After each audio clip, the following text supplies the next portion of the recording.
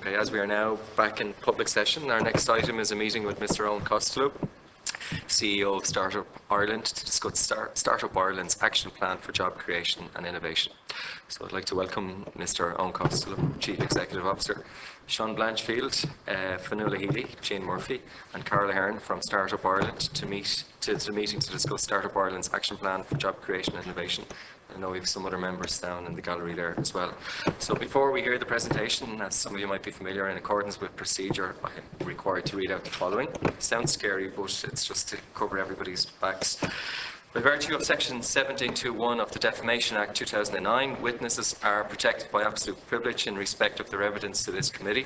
If you are directed by the committee to cease giving evidence in relation to a particular matter and you continue to do so, you are entitled thereafter only to a qualified privilege in respect of your evidence.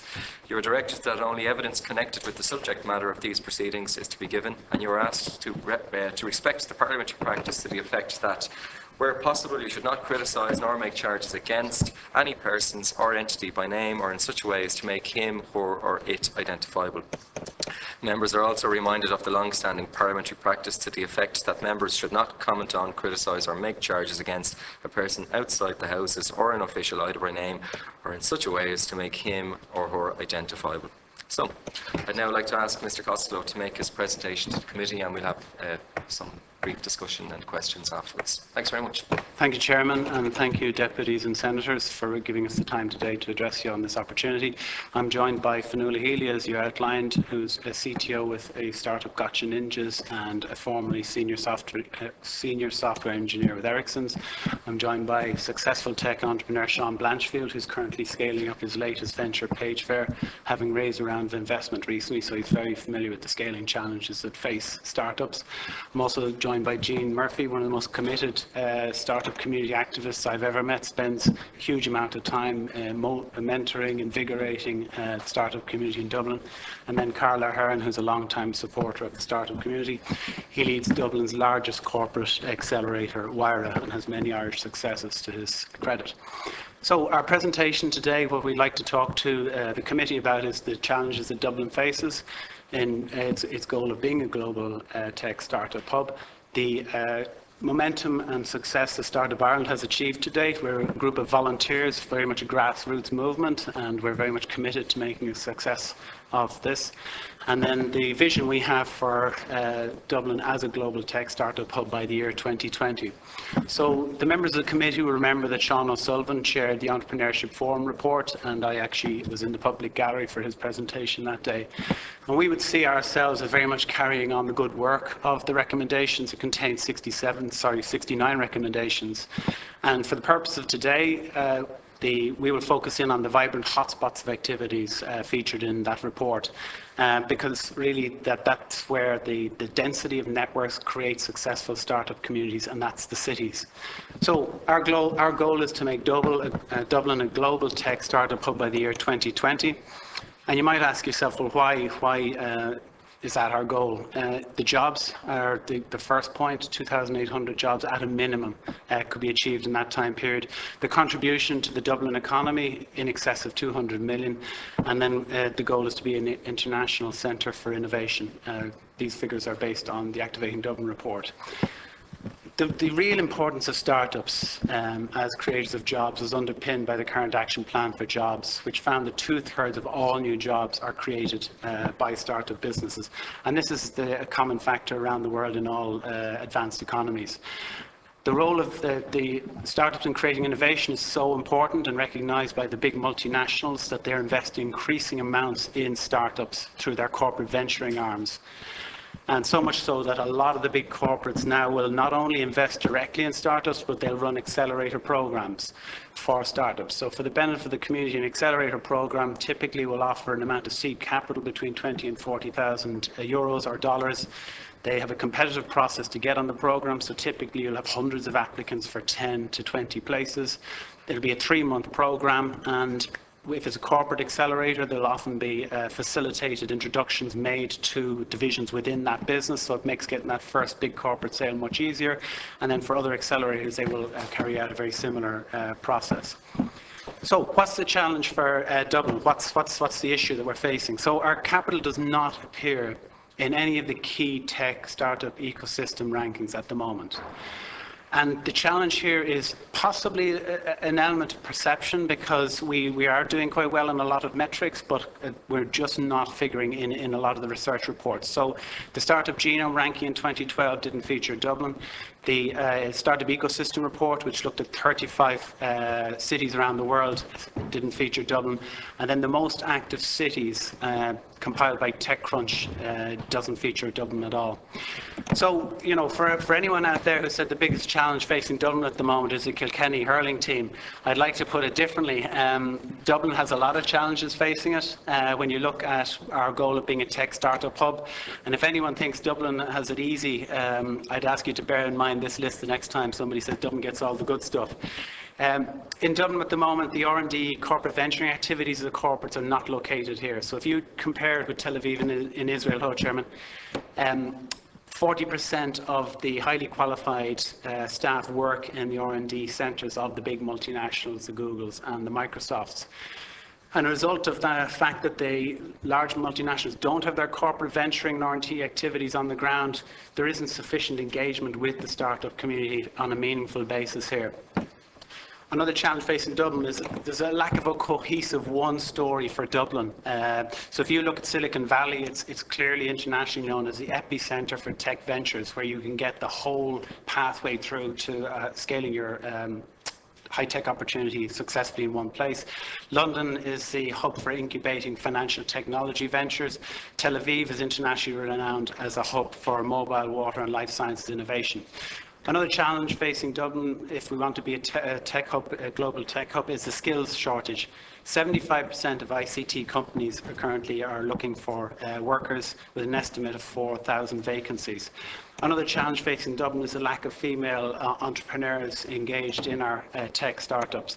At the moment, Global Entrepreneurship Monitor finds that there's a 2-to-1 ratio between females and males engaged in entrepreneurship. And as a result of this combination, we are finding it hard to find successful investment. Once you've gone through the seed rounds and you're starting to scale up internationally successfully, closing that round between 2 and 5 million is very difficult in Dublin. If you take all these factors together, the result is we have low international visibility as a startup hub. Now, the problem with this is it comes at a time when international competition is moving from being country-based to being city-based, because cities are the real engines of our economic development. So let's very, very briefly look at what we can learn from other successful startup ecosystems around the world.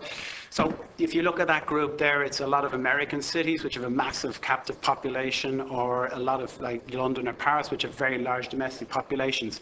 For the purposes of Ireland, we need to look at a similar geographical land size, similar population, and that would be Tel Aviv in Israel.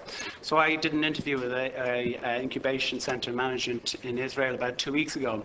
And what he said was very simple. Look, in Tel Aviv, everyone has a startup idea, and everyone's working on making it the next big thing. So in Israel, when an entrepreneur has a business idea, he or she will usually start work on it by the end of the week. And also, this was a factor found by the Entrepreneurship Forum report. They found that, you know, we must encourage entrepreneurship as a norm. We have a problem here with the culture towards that. So if we try and look at how the pipeline works in Tel Aviv, so this is just in one city, because of the culture of the can-do attitude and the let's get on with it attitude, they have a very large pipeline, and they have a very large amount of people who have got high technical skills. They also have an international competition called Start Tel Aviv, which recruits in 20 different countries and feeds into that pipeline. Then if we look at the infrastructure element, so by this we mean kind of incubation space and hot desking space, in Tel Aviv, they have in excess of 600 spaces available at any particular time for startups, and that's creating an output of 1,900 tech startups per annum. So our best guesstimate within the community is Dublin may be producing 200 tech startups per annum. So they're approximately 10 times larger than us in terms of the output. Then if you look at the next step along the chain, and this would be sort of a pipeline going from the ideation through to incubation and starting to build a team and get a product market fit through to the stage when you want to accelerate or you want to start raising money. So Tel Aviv in Israel has 36 accelerators, including really important multinational accelerators such as Google Campus and Microsoft Ventures. So if you ask yourself, what's the output of this in terms of taking on the world? The Israeli companies are the largest number of NASDAQ quoted companies in the world. Their output of 63 NASDAQ quoted companies is greater than Korea, China, Singapore, India, and all of Europe combined. And that's what's possible when you have a joined up ecosystem. So just going back very briefly to the fact that they've got such a large number of accelerators and corporate accelerators, why does that matter? The reason it matters is that over time, the survival rate and the success rate of startups that have gone through an incubation program are significantly higher. Everyone knows that there's a high failure rate for startups. If you go through an accelerator program, that doesn't have to be as much the case. And on the slides there, I've focused on Y Combinator and TechStart. This is US data, which shows that if you go through an accelerator program, you have a significantly lower failure rate over time. So we look at what we can learn from a city that's at the other end of the spectrum. So we've looked at one that's ranked number 2 in the world in startup ecosystems. Now let's look at the one that's ranked number 20, and let's look at what they're doing about it. So Startup Chile, and remember Chile is at a fairly remote part of the earth. If you see on the diagram, you can see where the arrow is pointing. They've set about this with real gusto. They run an international competition which attracts over 3,000 applications from 35 countries. And their pitch to startups is very simple. They're saying, we want to transform our country. We want you to talk to local students and entrepreneurs and imbue them with real entrepreneurial spirit. And it's been very successful. So that's that end of the scale. In terms of the middle sector, those startup ecosystems that really want to ramp up their activities, what can we learn from those? So at the moment, they're building in Paris the world's largest startup incubator. And that will cater for 1,000 startups. Like, that's 10 times our current output. We'll be going through incubation facilities in Paris, in France.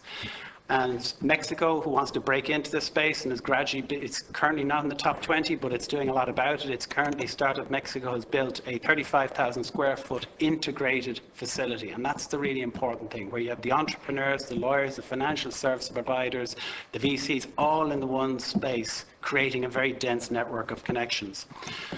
So we've covered the challenges Dublin faces. We've covered what we can learn from other successful startup ecosystems. I suppose what we'd like to do now briefly is discuss the kind of Startup Ireland track record to date and the genesis of the idea. So I set up, that's a photograph of a founder's photograph of Novara Technology in the front bedroom of my house. We set up a hosting and domains business, and we scaled it up very quickly, and over 8 years we got to about 10,000 customers. We had about 20 staff, and we were second largest in Ireland. I sold that to DigiWeb for a 7-figure sum, and I really wanted to give something back, because we were in it, this was 2009, 2010 territory where things were very bleak. So while I went traveling the world, I tried to visit incubation centers and social entrepreneurship enterprises around the world and bring back those learnings. So when I got back, I went and did a master's in University of Ulster, and I looked at how can we really strengthen the startup ecosystem in Ireland. I presented the findings of my research to Minister Bruton. I then took on the job at DIT Hothouse Incubation Centre, where I'm the programme manager for the New Frontiers programme. And what I've tried to do there is implement the findings of my dissertation, which is bring about collaborative activities, bring students in to work with startups on an internship basis, bring student projects. Instead of being an academic project, why don't you do your digital marketing or your brand creation or your strategic management project for the benefit of a startup? So both sides win. Doing student tours of the incubation centre for students. And it is working, and that's what culture change is about. It's hand-to-hand combat, it's granular, and it does work, because I spoke to one of the parents of one of the students who was doing an internship, and he said since then his son has been buzzing about setting up his own startup. Prior to doing the internship, he had no interest in startups. So really about a year ago, I got to the point where I said, look, this is working. We really need to scale this up, and we really need to take this national, which is when we as a group got together and talked about setting up Startup Ireland. So what's Startup Ireland doing? How are we making a real difference? Put simply, we're working at a policy level, we're working at a grassroots level, and we're working at a culture and education level. And we're reconciled to the fact that this is going to be a long-term commitment, because as Brad says, creating culture change is a commitment that will take approximately 10 years. At a policy level, I spoke at the Fine Gael Oireachtas in February, and I made the point that we must take startups seriously and put them at the centre of our economic policy. And I would like to say to the members here today, I will speak at any Oireachtas on the topic of startups. Anyone will have me. I will very happy to put the case for startups. We also attended... There's no charge there. Yeah, no charge. We also attended the launch of the Action Plan for Job, thank courtesy of Carl, took place at Oireachtas, and we discussed with the junior ministers that attended on the day our Action Plan for Change. Good news we received last week, we've been accepted as a full member of Startup Nations. So Startup Ireland is now in the same league as Startup Chile, Startup Malaysia, Startup Australia, Startup Canada, all those great national initiatives that we can learn from. And then we're also preparing a pre-budget submission to the Department of Enterprise, Jobs and Innovation on behalf of the startup community. So that's the policy side. What are we doing on the grassroots side? Because without the grassroots side, this is not a sincere movement. So we've been extremely careful to pay full attention to the grassroots side. We've a LinkedIn group which now has 4,000 members, actively exchanging information and networking about startups activity and programs. We have 7,500 Twitter followers on our account. And what we're doing with this social media footprint is we're leveraging it to the benefit of the community. So for example, I've highlighted in red there a simple awareness raising campaign that we ran for NDRC for their female founders program. We helped get the word out across that big social media network we've got. And the last thing we did was, we took a lesson from the Entrepreneurship Forum report, which said that the network in Ireland needs to become much more dense and integrated. So what we've done for each city, as you can see along the bottom, we've set up a site for each of our key cities. And what we try to do is put ourselves in the mind of somebody who just arrived in the city and who wanted to establish a startup or is trying to get something off the ground. So we have infographics on each city site, we've got network on each city site, and a guide to the events, thanks to Russell Banks in the case of Dublin. So finally, in terms of what's our activity, at the culture and the education level, I spoke at Google. I was very grateful to give me the platform at their first ever conference in Dublin. And my goal in that discussion was to bring alongside the really important corporate venturing side, because we've got a lot of multinationals who've got their operations in Dublin. We don't have their corporate venturing side. So my talk there was on how we can become a global hub, with the corporate accelerators playing a major part in that. Then the other thing which we're doing on the culture side is we're organising the first ever Entrepreneur Careers Day in November of this year in conjunction with Global Entrepreneurship Week. Like, my attitude was, listen, if lawyers can have a careers day, if accountants can have a careers day, why can't we have the first ever Entrepreneurs Careers Day? So that brings us to our vision. John Moran sort of pretty much laid down a challenge to the community. We attended a workshop, a number of us, that was convened as part of the Activating Dublin, and John Moran said, look, where is the vision for the tech startup community? There's loads of great activity, there's loads of silos of activity, but where's the uniting vision? So what we did was we went and looked at a number of vision-led projects from the past.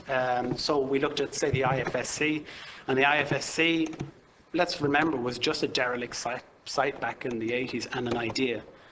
And today it contributes over 2 billion to the exchequer on an annual basis. Back in the late 90s, the IDA had a very visionary strategy of attracting the main data center players to Ireland, and my own business, Navarre Technology, was delighted with that because there were top quality data center facilities that were better than a lot of the other countries in Europe. And as a result of that strategy in the early 90s, Google, Microsoft and Amazon have invested hundreds of millions in their data centers located here, and they have their cloud centers for Europe located in Ireland. And the fact of the matter is, we are now in a situation where the data center capacity per capita is one of the highest in Europe. And that came about through that strategy. So we then went back to the drawing board and said, okay, well look, what is the Activating Dublin initiative outlining as the possible scale for this? So if you want to make Dublin a leading global startup centre, if you want to attract significantly more overseas entrepreneurs to Dublin, what does that look like? So our vision for Dublin, it starts very much at the culture level, where really we want to scale up this collaborative activities of connecting students, connecting people who are mid-management who possibly want to do a project with a startup or intern with a startup. We want to get the basics right at that level. What we feel also would be a great initiative was If Start Tel Aviv can have an international competition, if the Boston Mass Challenge can have an international startup competition, why don't we leverage the gathering, an amazing international network, and have the startup gathering, and leverage the 60 million Irish diaspora around the world to make a real input into Ireland as a global tech hub. In terms of infrastructure, we are chronically short of hot desking and incubation space for startups in Dublin at the moment. So that must be a major part of the vision and part of the pipeline. In terms of accelerators, we see that there's a real, strong, tangible impact from vertical accelerate and scale up startups. So we would say, why not be the accelerator capital of Europe? Why don't we set that as a goal by 2020? It's highly achievable. And then that will all feed into a much bigger pipeline of high potential startups for Enterprise Ireland, and that's in all our interests. There was an evaluation carried out of supports for entrepreneurship in Ireland by Forfos, and it found that there is the potential, due to the success of the high potential startup unit, to considerably scale up the amount of startups. Just in case the members think, yeah, that's great, we're all very interested in hearing about Dublin. We see Dublin as the cockpit for Ireland. However, we already have activities and operations. I was down in Cork a number of weeks ago and meeting some of the startup community members down in Cork. We have startup champions in Limerick, in Galway, and in Belfast, where I did my master's. So this is an all-Ireland initiative, and any of the gains that are made for Dublin will be shared with the other startup ecosystems. We see it based on very much, because again, clusters have to represent the regional advantages and regional resources. So there's no reason why we couldn't have a really strong food cluster, medical services cluster, ICT cluster, energy and biopharma, world beaters, working in conjunction with Enterprise Ireland and the IDA's existing strategies and frameworks. So this is the low bit. We've been very upbeat so far. Well, we talked about the challenges for Dublin and not the hurling ones. But some people in our community feel, well, listen, this is a battle that's already lost. You know, you're trying to fix things after they've happened. Some people make the case that we're a satellite of London, that we've actually become part of London's tech city pipeline. And when you look at the statistics, they have some merit. This is an analysis here carried out by the Startup Europe Partnership. And it looked at those startups that had secured an investment of 1 million plus in the last 3 years. And of the European 100% total pie, London has 26% of those scaled up, Berlin 16%, and then Dublin has 6%. Now the downside to that is when you have successfully scaling startups, that attracts the venture capitalists. And we've just discussed, like, one of the challenges for Dublin is the 2 to 5 million round. So they get attracted to the Londons and Berlins. So you get the Balderton Capital, Index Futures, DJ Esprit, and the big players being attracted to the big centres. And what's also happening is, and this was identified with Startup Europe Partnership, a significant number of successful startups end up transferring their headquarters, not their intellectual property activities, but their headquarters to either London or to North America. When you look at the density of corporate-backed accelerators that are now in London, you know, it is going to be a challenge. It is one we should tackle head on. So, for example, in London at the moment, you've got Google Campus, and this is very similar to Tel Aviv. They have all these big players. You've got Microsoft Ventures, you've got Startup Boot Camp, Seed Camp, etc. And when you look at the output of just one of these centres in London, the Google Campus, in 2013 alone, 70,000 people attended events there. 34 million was raised by startups involved in that campus. Campus members from 61 countries around the world visited that campus, so it's a magnet for attracting in people from all around the planet. 20% of campus members in London are female, compared with an industry average of 11. So the power for change, these Google Campus, I was speaking to the man in Israel again, and he said Google Campus in Israel is an amazing engine of growth for startups. So my personal motivation in this, you know, this is my son Killian, who's now 7 months old, and you know, my goal is this is a battle I want to win. I'm very personally motivated to make our Dublin the global tech startup hub.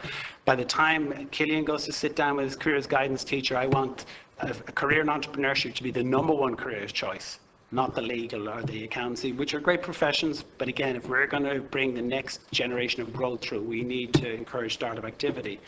And the Kiln will have a really well integrated systems of supports there. So he won't have to move to Silicon Valley or London unless he absolutely wants to. And so I suppose I'm going to end with just a request to the committee members. Like, we're probably all aware that City and all our cities, unfortunately, are very much silo orientated with lots of good stuff going on, but never the twain shall meet, and they're quite fragmented. So to address this, what Startup Ireland are doing, starting with Dublin, we are going to convene a meeting of the key pillars in each sector of the startup ecosystem. Get them all together on the one day, in the one room, the decision makers, and let's come up with coordinated strategic visions for each city, starting with Dublin. So we'd like to invite the committee members to Google on the 10th of October, where we will be, the session will be facilitated by Sean O'Sullivan, who addressed you in February, the chairman of the Entrepreneurship Forum report, John Moran, the chairman of Activating Dublin, and we're absolutely delighted to have Brad Feld, who is the guru of how to build a successful startup community. And our goal is to create a single shared strategy for Dublin. I suppose, in summing up, really the message we want to go out there is, let's forget about the excessive focus on our corporate tax rate. Let's forget about the excessive focus on us recovering from recession and emerging from that. Let's change the international discourse about our country. Let's send a message out to the world that our country is the land of opportunity for startups that want to take on the world. And this is a realistic message. The fact is, Forbes has found Ireland to be the best country in the world to start a business. The fact is, the Wall Street Journal has found that we top the European average for venture capital funds raised. The fact is that, according to the World Bank, we are 15th in the world out of 185 countries for ease of doing business. We have 9 of the top global software companies located in our country, and we have 3 of the top accelerators located in our country. So it is a very realistic ask. So we put it out there. Our goal is to make Dublin, as an initial starting point, a global tech startup hub. We'd like to ask the committee to join us on October the 10th, and we'd also like to ask for your support in our vision. Thank you.